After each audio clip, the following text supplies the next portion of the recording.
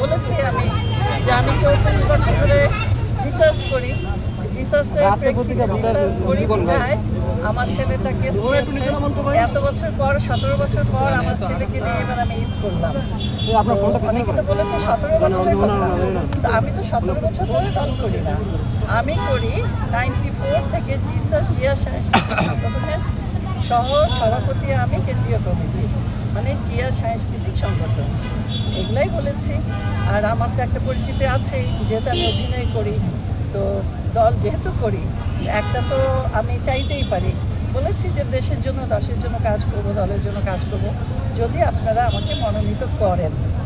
তো এই তখন বলেছে যে এত মানুষ 900 জনের থেকে 35 জন বাছাই করে নেবে, কিন্তু না হলেও, এটা না হলেও আরও কত সংগঠন আছে, আরও কত সংগঠন আছে, কোথাও না কোথাও আমাদেরকে যারা যোগ্য মনে করবেন উনি সেই জায়গায় বসিয়ে দেবেন তাদেরকে।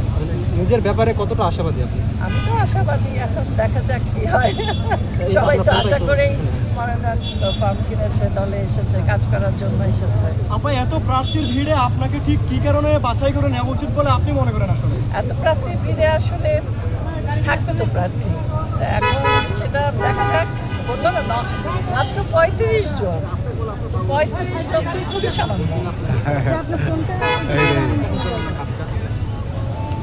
আপনাকে মনোনীত করলে আপনি কি করবেন সংসদে? আপনি নারী সমাজের জন্য বা সাইবার বুলিং নিয়ে আপনি কাজ অনেক করা হচ্ছে। আমি জার্মান গেছি,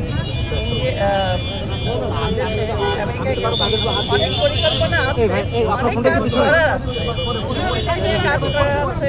এনটিসি যেমন কাজ হয় না, কোনো শুটিংই হয় না।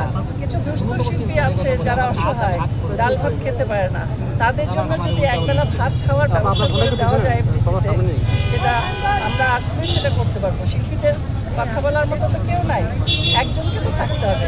এছাড়াও আরও অনেক সমাজমূলক কাজ, ওয়েলফেয়ার সোসাইটি আছে, তারপরে মানবাধিকার আছে, কাজের তো অভাব নাই, কিন্তু সেই সুযোগটা তো করে দিতে হবে কাজ করার।